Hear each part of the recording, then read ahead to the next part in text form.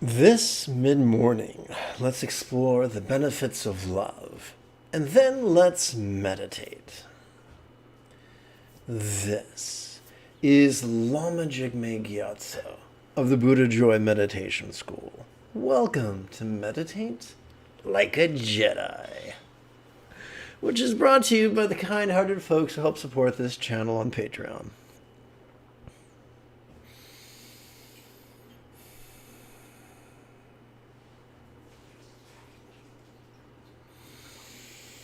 This morning, we could chant and meditate and enjoy a lesson or two.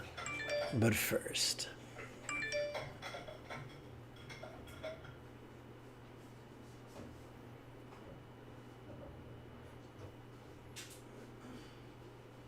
if you love Star Wars and you wish to meditate as profoundly as Ahsoka Tano on Lothal, be sure to subscribe and ring that notification bell.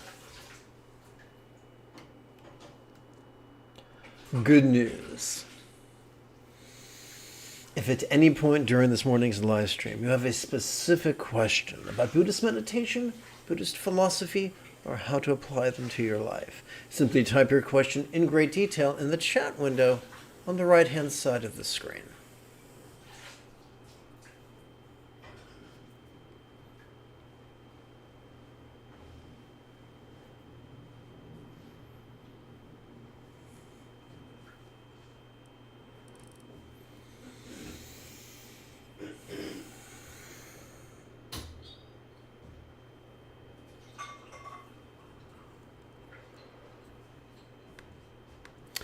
All right. So let's look at the perspective of love through the lens of the Eightfold Path, which was mentioned briefly in the Four Noble Truths. So this is a fundamental teaching of Buddhism. 50% of the Eightfold Path pertains to loving kindness. So those who say that love doesn't matter or is just an invention of the Mahayana are completely mistaken. Now, when it comes to the generation of love, the most efficient way is hinted at by the Tibetan teaching that the highest love is spontaneous and uncontrived. So let's take a moment to take a gander at an artist's rendering of the human brain.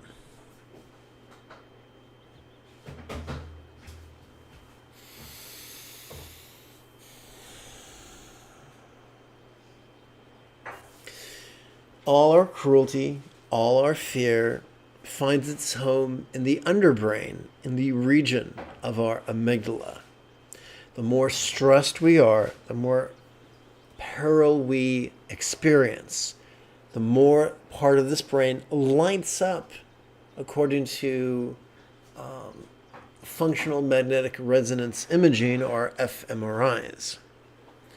However, when we have a truly effective meditation session, not concentration, but meditation, we feel so peaceful that the neurological activity shifts from the underbrain to this region right here. The fancy name is the anterior cingulate gyrus. You and I could call it the hub of our mirror neurons, the seat of empathy. Now let's return to our practice text, or our notes.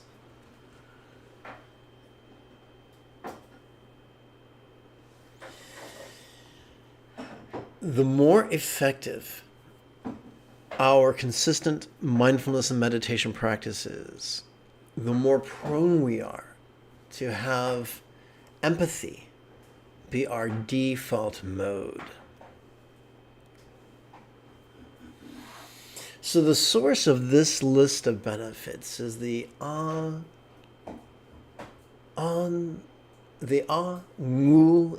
Nikaya Ekadasanipata 16, which translates as the numerical discourses of Buddha, 11s, chapter of 11s, passage 16.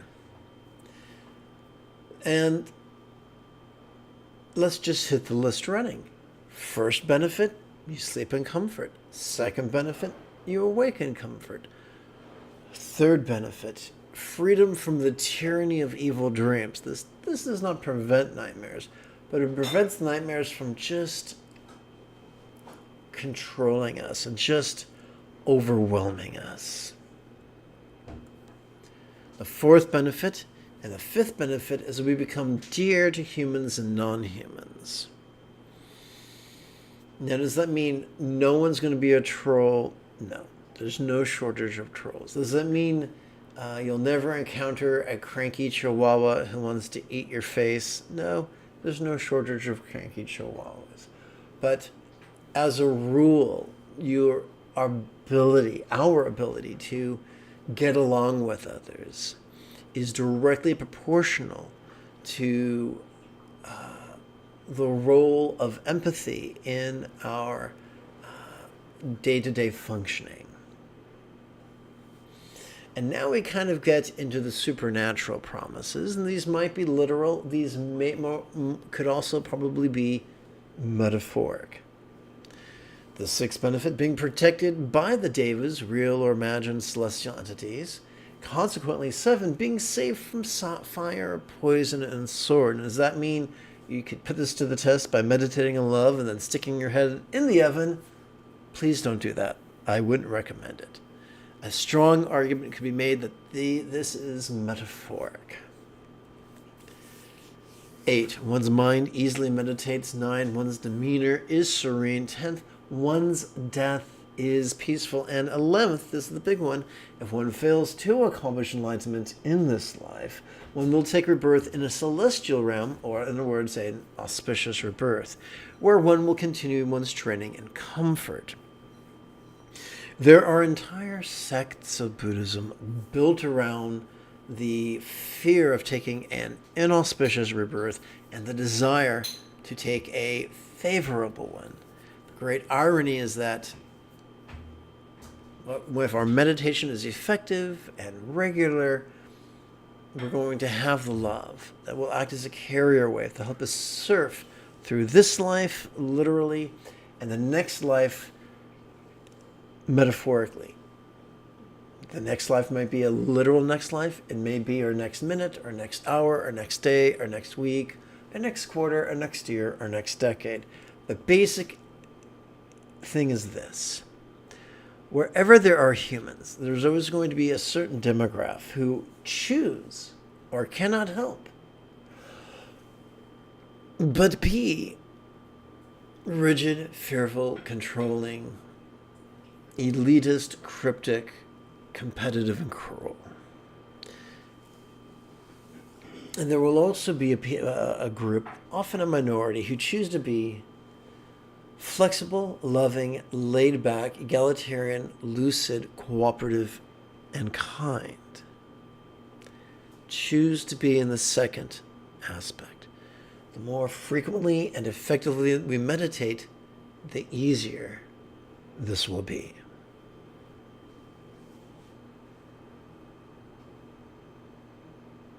Hey, Can, to you I give a psychic high five. Actually, a Yoda high five.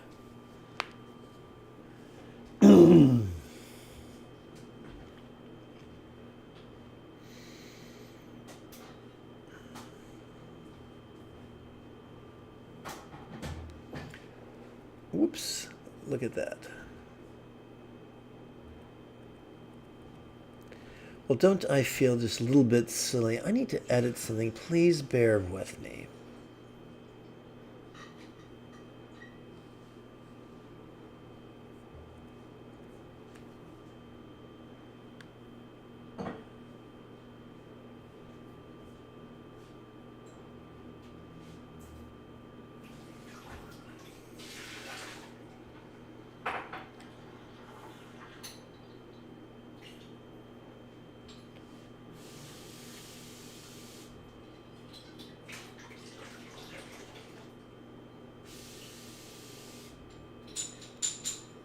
Okay.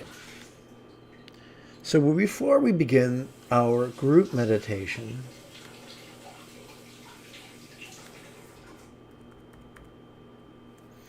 Let's practice some chanting.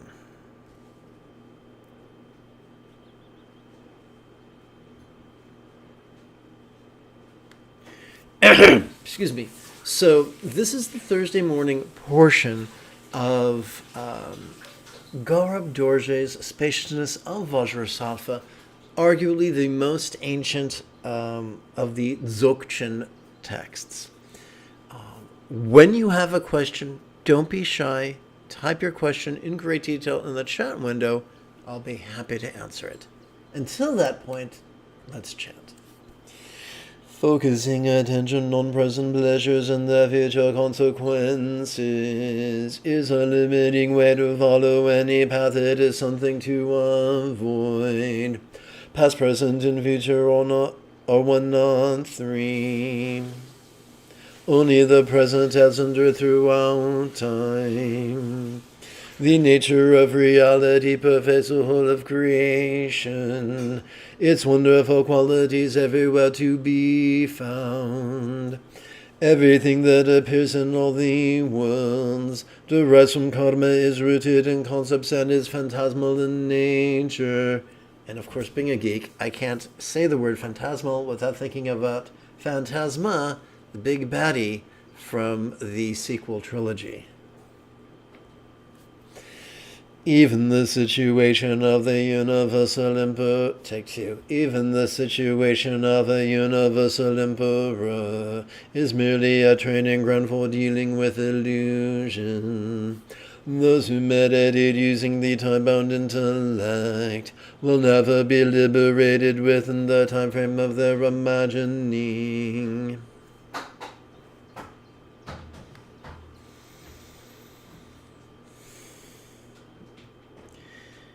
And in the words of Olympia Dukakis, now it's time for the Easter Bunny. What is the most efficient way to practice mindfulness? Glad you asked. Simply, silently and mentally recite the demonstrative pronoun this during each inhalation. Doing so allows us effortless access to our sympathetic nervous system, which has not evolved for active concentration, but has evolved for perception. Vulnerable, passive, visceral, and random. We are wired to notice all manner of things, such as sights, sounds, sensations, flavors, scents, and the like. We're wired to notice emotions, intentions, thoughts, memories, and imaginings. We can notice the external, the internal, the physical, the mental, the pleasurable, the painful, the interesting, the boring, the glorious, and the grotesque. What then are we to do with all this stuff that we notice? Why, meditate, of course. And how are we to do that? Meditation is as simple as silently and mentally reciting the word yes during our inhalation, thus accessing our parasympathetic nervous system, which is evolved for both physical relaxation as well as mental release. It's just that simple. So let's practice this simple mindfulness and meditation while enjoying an empowering posture.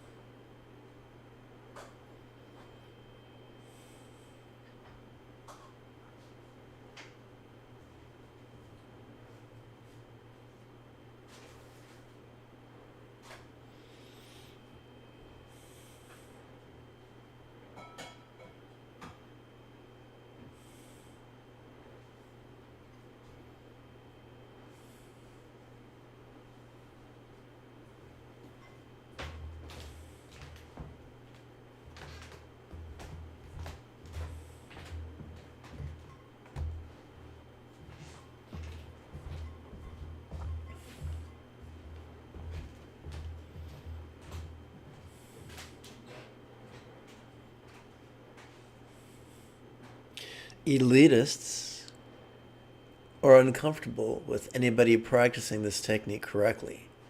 And so they tell all sorts of stories about prerequisites and the dangers of practicing this, but the original texts speak not of such things.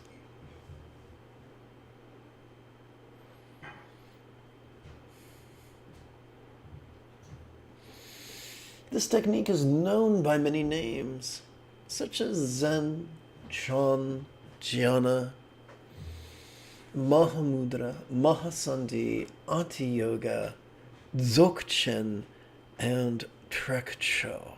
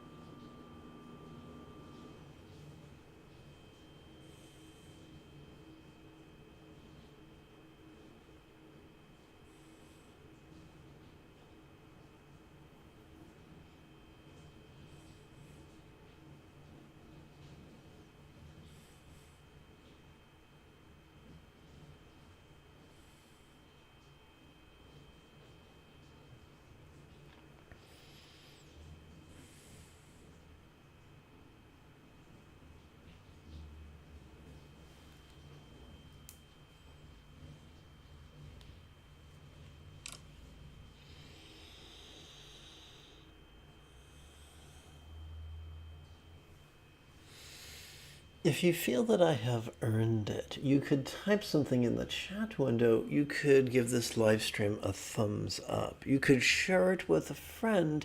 You could even help support this channel on Patreon.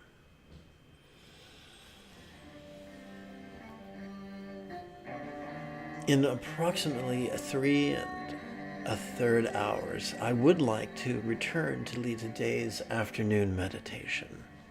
Until then, may you and yours be happy and healthy. And if you are as geeky as me, this is the way.